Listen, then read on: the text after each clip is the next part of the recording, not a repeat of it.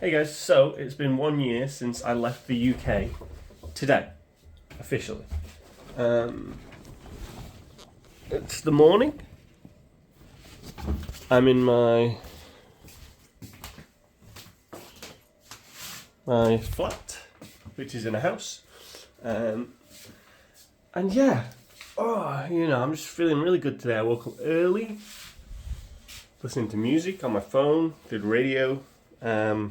I listened to Roger Whittaker, and I'm going to go to the gym now. So I'm just going to film some little bits about my day. Then maybe I'll do a little, summary video.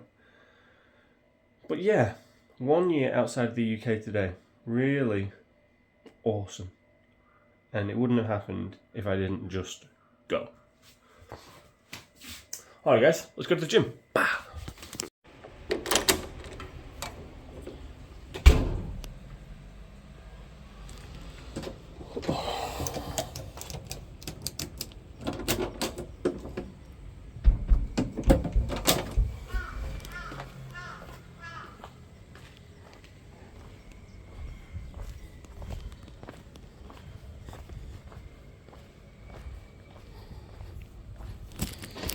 Okay, so gym time. So when I left the UK, I was just travelling. And now I've got a job here. Well, Larry's here. So I ended up settling down in Japan, which is cool. It's really cool. It's definitely one of those places that I didn't think I'd be able to settle down in. But I am. It's going really well. And the job is similar to what I've done before, and that's a sales job, business development. So yeah.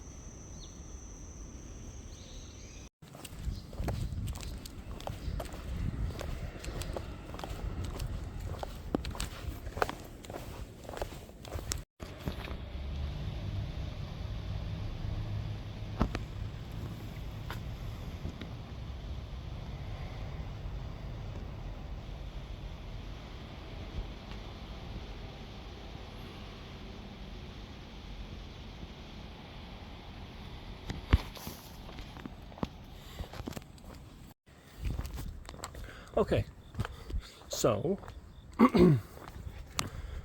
when I started travelling, I first went from the UK to Thailand. And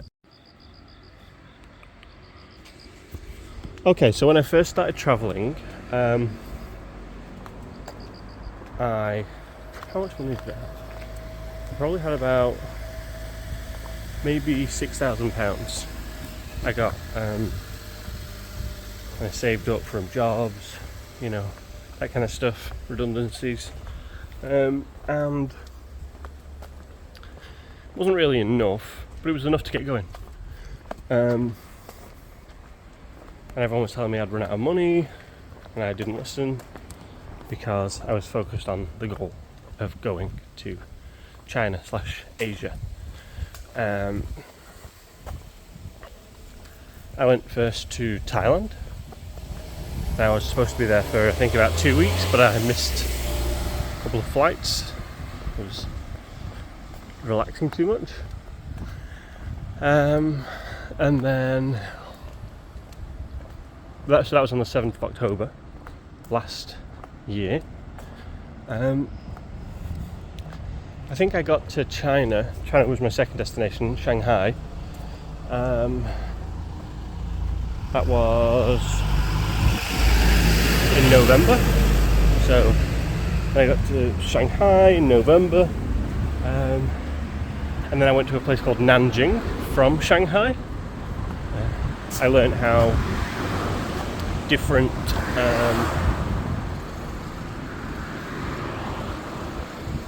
how you can book travel. I enjoyed myself. I don't drink, and at the time I used to drink, but then I stopped. And I think I did have a drink once in Shanghai and ended up having a terrible time, anxiety. So that was a lesson. And I went to Nanjing. Nanjing was awesome, really great apartment there, £11 a day, good views, nice people. I really enjoyed Nanjing. Gym was nice.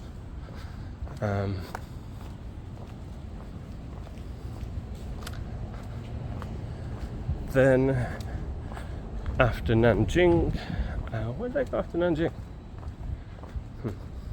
Might have to figure it out from the pictures. But honestly, China was tough, really hard.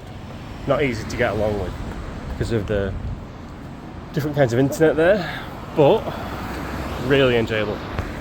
Once you crack it, you feel like a king. And my Chinese wasn't that great then. But you know what, it was good for what I had put in, what I had learned. 我说中文，一件件，最好。OK。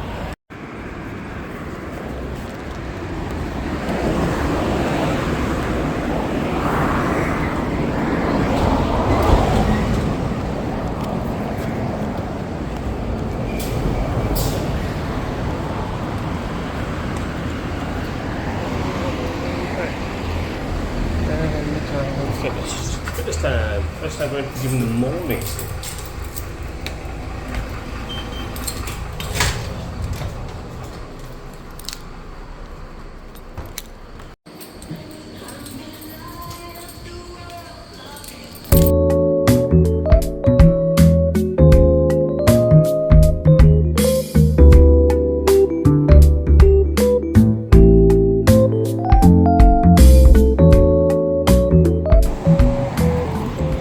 Okay, so I didn't film any of my workout, but I enjoyed it.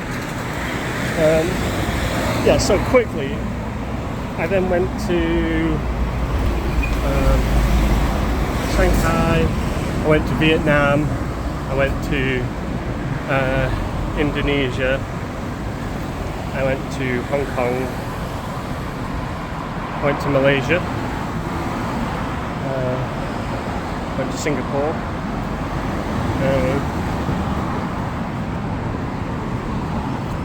went to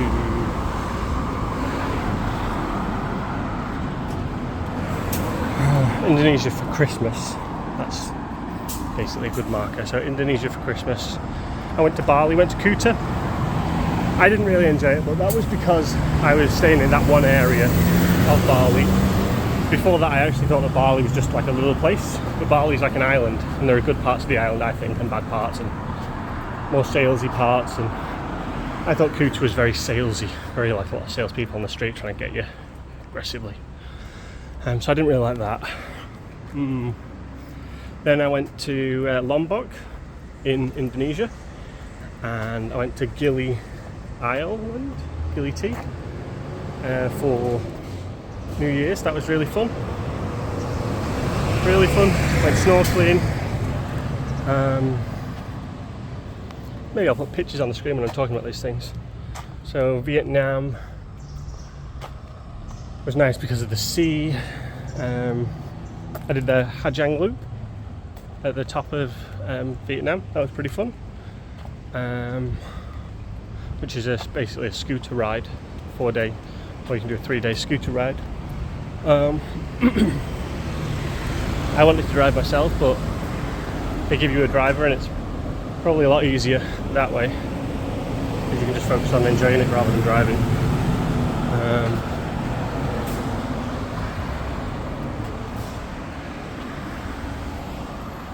Where else? Hong Kong was great.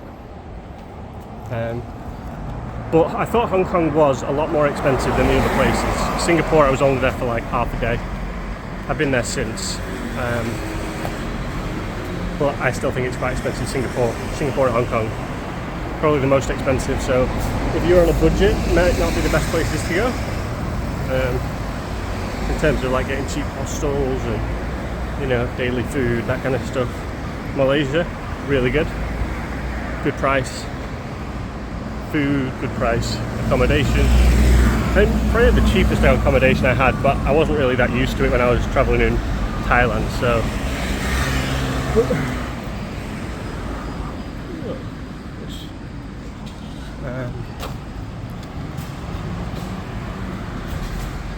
Yeah, then when I was in Hong Kong, it was actually so expensive that I decided that I needed to leave to conserve my money. So I went to Guangzhou, China, which was awesome. Again, really enjoyed China. People are very friendly. You know, if you try your best, it'll be okay. So Guangzhou was great. I think this was all before Christmas actually. Lombok and Gili Island, that was the last place I went to. Oh, I got stranded without any money in the airport, so I was there for like 36 hours. No money. Made a friend, she bought me some food.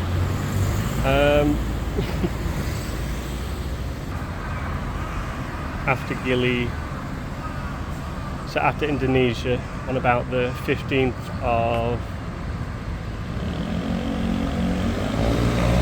January, I went to Japan for the first time. I came here to see a friend,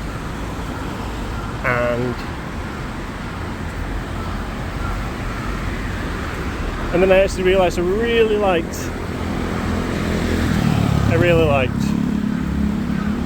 Japan. It was easy for an English speaker. Now we've got phones, you can do the complicated stuff on your phone, but generally you can talk to people in English. It's like pretty developed, pretty similar, you know. Internet's the same.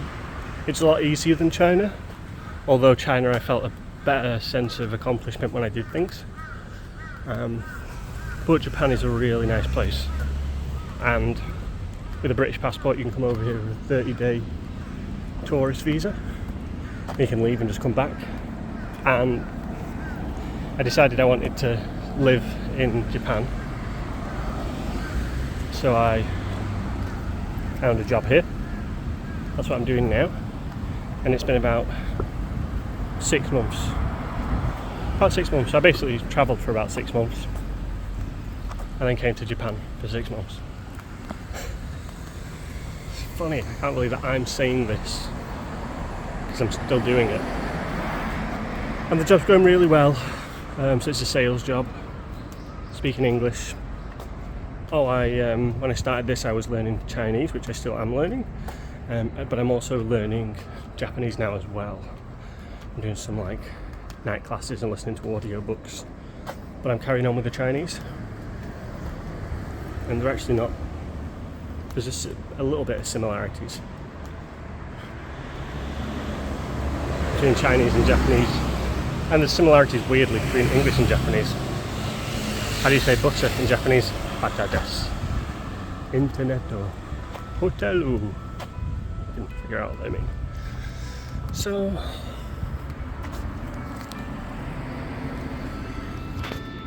okay, it is recording, so it's not.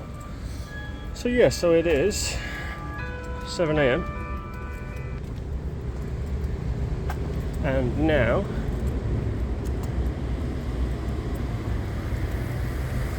I'm gonna go have a shower, maybe a little bath actually. No, maybe so. Maybe I'll have a bath tonight, and then